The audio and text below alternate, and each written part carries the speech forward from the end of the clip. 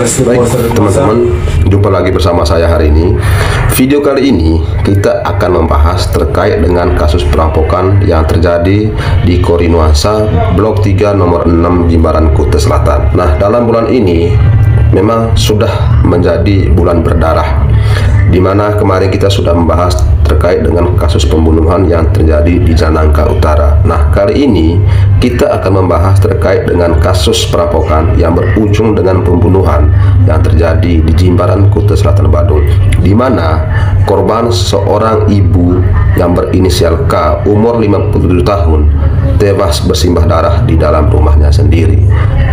Dugaan mengarah kepada kuli bangunan asal Pasuruan, Jawa Timur itu berdasarkan keterangan 3 orang temannya dan dari anak korban Kartini, yaitu Dika Putri.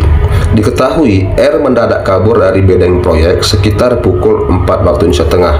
Pada saat pergi, pelaku menggunakan celana pendek dan jaket warna hitam. Hal itu sesuai dengan keterangan dari Dika. Kesamaan ciri lainnya adalah ciri fisik, yakni badan tidak terlalu tinggi, berotot, kuku panjang, dan rambut cepak. Pada saat kabur dari bedeng, pelaku tidak menjelaskan alasannya.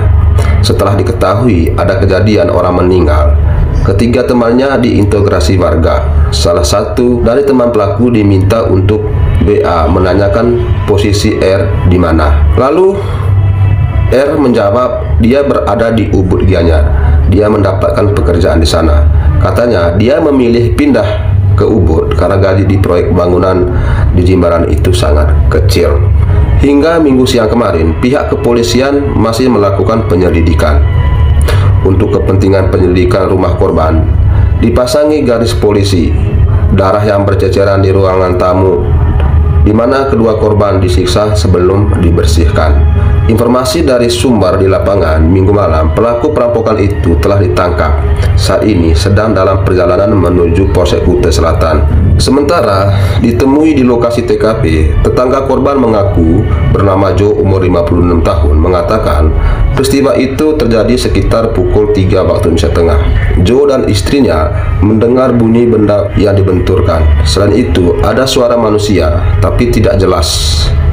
Meskipun menaruh curiga, namun Jo berusaha berpikir sebaliknya. Dia mengira ada yang main game. Kedua korban ini di sini tinggal berdua. Ibunya jualan roti, sementara anaknya di salah satu toko retail. Mendengar bunyi benda dibenturkan itu, saya sempat keluar ke jalan. Saya mencari ke utara, namun tidak ada apa-apa, beber Jo. Sekitar 30 menit kemudian, dia mendengar suara orang minta tolong. Jo dan istrinya keluar rumah dan melihat yang minta tolong adalah Dika Putri, yang tak lain adalah anak dari tetangga samping kiri rumah mereka, yakni Kartini. Jo pun masuk ke dalam rumah hendak memberikan pertolongan. Saat tiba di dalam rumah, Jo melihat banyak darah di lantai ruangan tamu. Selain itu, dia melihat Kartini tidur terlentang di atas meja.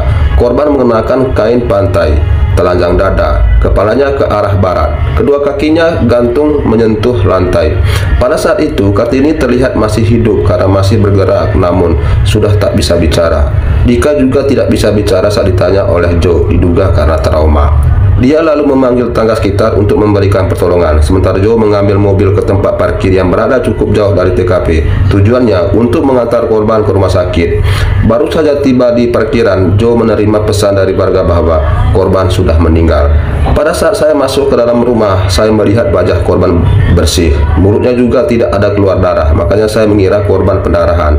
Padahal kepala bagian belakangnya luka parah. Dugaannya pelaku membentur-benturkan kepala korban ke meja, kata Jo yang enggan menyebut nama lengkapnya ini. Jo dan warga lainnya berusaha pelan-pelan menanyai Dika Putri tentang kejadian itu. Kepada warga, Dika Putri mengatakan ada seorang pria yang masuk ke dalam rumah mereka. Pria tak kenal itu menganiaya ibunya. Mendengar suara benturan kepala ibunya di ruang tamu, dia bangun menuju ke tempat ibunya disiksa. Melihat Dika datang, pelaku makin beringas. Pelaku menghampiri Dika lalu mencekiknya sekuat tenaga. Pada saat itu, Dika sempat menyampaikan permintaan kepada korban agar ambil saja apa yang mau diambil, tapi jangan membunuhnya. Selain itu, Dika berusaha berontak dan berteriak. Teriakan Dika itu membuat pelaku panik dan berusaha kabur. Pelaku naik ke tangga lalu lompat ke bedeng proyek di belakang rumah. Nah, pelaku itu kayaknya sudah tahu di dalam rumah ini hanya ditempati 2 orang perempuan. Mungkin ya awalnya mencuri, tapi karena dipergoki korban, akhirnya dia beringas. Duga niat mencuri itu karena cerita dari temannya. Pelaku sempat mengeluh tak punya uang, ungkap Joe. Joe juga mengatakan korban Kartini adalah orang baik. Dia adalah orang pertama tinggal di sana sejak puluhan tahun lalu. Dahulu Kartini bekerja di travel. Sejak pandemi tahun 2020, lalu dia berhenti kerja dan banting setir jual roti bakar. Ibu Kartini ini orang baik.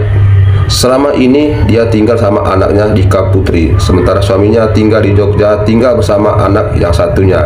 Ibu ini bolak-balik Jogja, demikian juga suaminya bolak-balik ke Bali, kata Joe. Sementara informasi dari sumber kepolisian, selain menderita cedera kepala berat, korban Kartini juga menderita 5 luka tusukan di punggung, 1 luka tusuk pada paha bagian belakang.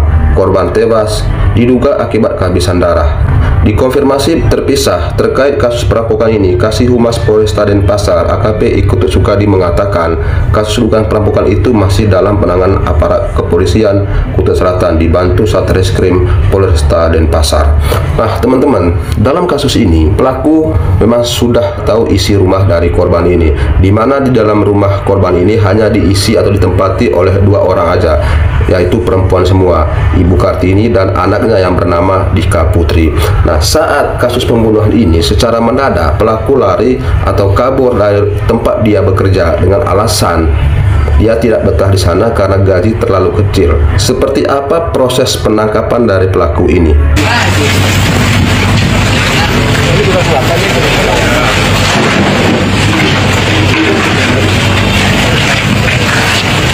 Pelaku pembunuhan itu diketahui bernama M. Rafli Bariji, umur 21 tahun, buruh bangunan tak jauh dari rumah korban. Berdasarkan informasi, pelaku pembunuhan itu bersembunyi di sebuah toko bangunan, sempat mencoba melawan petugas dengan berusaha melarikan diri menuju pemukiman warga. Namun, akhirnya dilakukan tindak tegas terukur terhadap buruh bangunan tersebut dengan timah panas. Saat diamankan, yang bersangkutan melawan petugas dan mencoba melarikan diri. Lalu diberikan tindakan tegas terukur berupa timah panas ke arah kakinya. Setelah diintegrasi, buruh bangunan itu mengaku awalnya hendak melakukan perampokan. Kemudian pelaku pembunuhan dan perampokan itu masuk ke rumah korban menggunakan tangga dari area belakang ke balkon di lantai 2. Akan tetapi aksi perampokan itu keburu kepergok Kartini yang saat itu sedang keluar dari kamar. Tak ingin aksi perampokan terbongkar, Rafli nekat melakukan pembunuhan menggunakan pisau yang telah dibawa dari bedeng. Korban ditusuk berulang kali.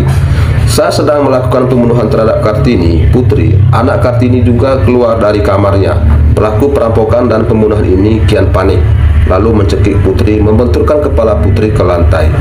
Kemudian pelaku pembunuhan dan perampokan itu kabur dengan membawa 2 unit handphone. Pelaku kabur lewat lantai 2 dan turun melalui tangga di belakang rumah membawa 2 HP milik korban. Sementara itu, dikonfirmasi terpisah, Kasih Humas Polresta Denpasar AKP Ikut Sukadi belum memberikan keterangan secara resmi ihwal penangkapan pelaku Rafli tersebut. Ya teman-teman, awalnya pelaku ini bertujuan hanya untuk merampok. Karena aksi pelaku ini diketahui oleh korban, maka dengan beringas pelaku ini menyerang secara membabi buta kepada korban hingga korban tewas bersimbah darah. Nah teman-teman, itu aja video kali ini. Berhati-hatilah dengan orang di sekitar kita. Jangan percaya dengan orang di sekitar kita. Jangan terlalu mudah percaya dengan orang yang baru kita kenal atau orang yang berbaik hati dengan kita. Sekian video kali ini, sampai jumpa di video berikutnya. Terima kasih.